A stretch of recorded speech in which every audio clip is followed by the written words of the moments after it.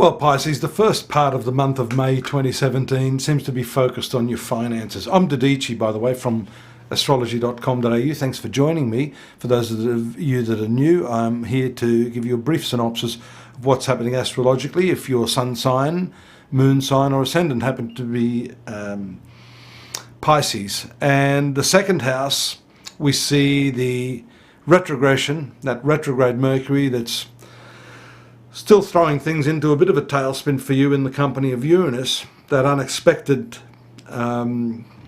surprising planet, up until the 4th, when Mercury moves forward. Mercury is ruling your 7th house of partnerships. So for those of you in business, this is going to be more pertinent. But for the general view of this, it is that whatever decisions you're making may be subject to some review. And even if you think you have something in the bag, it may actually turn out to be a very different kettle of fish than what you had first imagined. So caution is always advised by astrologers when we're talking about retrograde Mercury, or for that matter, retrograde planets of any sort, because right now we see Jupiter is retrograde, Saturn is retrograde, Pluto is retrograde. Your 7th ruler and 4th ruler, Mercury, is retrograde. Pardon me. We see also that Venus has only just come out of its retrograde movement as well. So money is very important. Fortunately, we see Venus, which is a beneficial planet, having just recently moved into your 2nd house. There are opportunities for you to increase your cash flow now, but we would have to wait till after that retrograde Mercury at least finishes. That finishes on the 4th. It moves out of this 2nd sector, and in some ways it's a troublesome planet. It's not particularly friendly to you. It does give a quick turnover, but while it's retrograde, it can create some confusion, especially while it's in the company of Uranus, which is the ruler of your 12th house of losses and expenses. So you'll be very pleased to note that after the 16th, this planet does indeed move out of your 2nd house and into your 3rd house of communications, contracts, short journeys, and that type of thing. So just before that, there is a full moon which is taking place in the 9th house of your horoscope in the sign of Scorpio. 9th house is a spiritual house.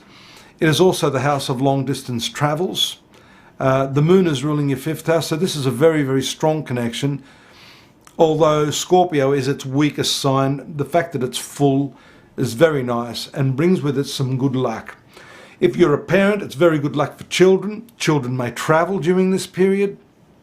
Also, being the 5th ruler, it rules love affairs and relationships. So here again we see that the person you love may travel. There may be some separation from the people you love, also by virtue of the fact that Saturn, being in the 10th house of your horoscope, is retrograde. We see Mars in this 4th house, about to move into the opposition aspect right at the end of the month, but you're going to start to feel that after the 15th, I think. And both of these planets being a separative influence on your horoscope could also underpin what I'm saying there, that there may be some time where you're apart from the family, or some member of your family, a relative that in your immediate family, may also be segregated. For some of you that are undergoing really troublesome relationships, Mars will be squaring your 7th house of marriage. And as it moves into that opposition aspect of Saturn, that could present a problem for you, that could bring with it some real difficulties. Now that leads me into another very important component, which is the fact that on the 26th, there is a new moon taking place in this very area, which is your domestic sphere, your relatives, your home life, your real estate.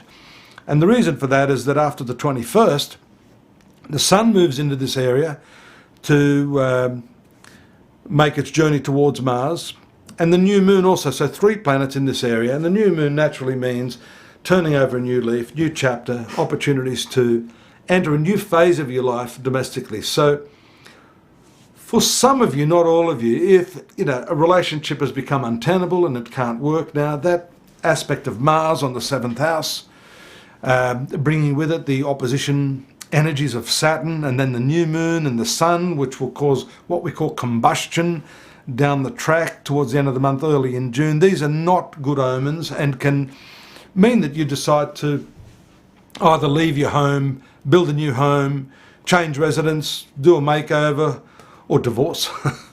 I mean, that happens in life. Some of you may actually be going through those thoughts of, look, I just need to get out of this place.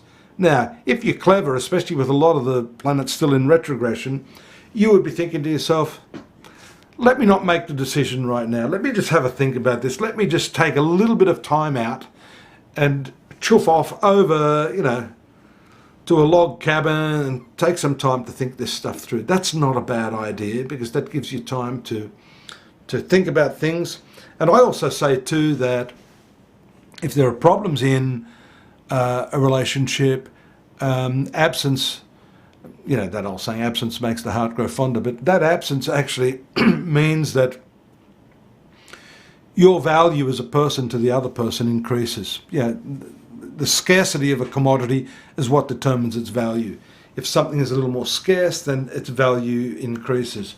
And hopefully that's what can happen, rather than making an impulsive, rash decision, which is what Mars shows us in your 4th house. You are able to maybe resolve that and come to a fresh understanding that new moon may mean a new phase in your relationship with the existing person, rather than you having to leave them altogether and start all over again, if that's at all possible. So, I hope this has helped. I mean, it's only a brief reading. We do have a whole lot of other information for you at my site, astrology.com.au. I hope you'll join me there. We've got that full 2017 reading, which has your month-by-month readings there, and also the daily readings, so that it helps you piece together the jigsaw of your life and give you a little bit of forewarning, so that you can make heads or tails of what's happening. That's astrology.com.au. Look forward to your company again next month. Take care, and thanks for joining me. Bye for now.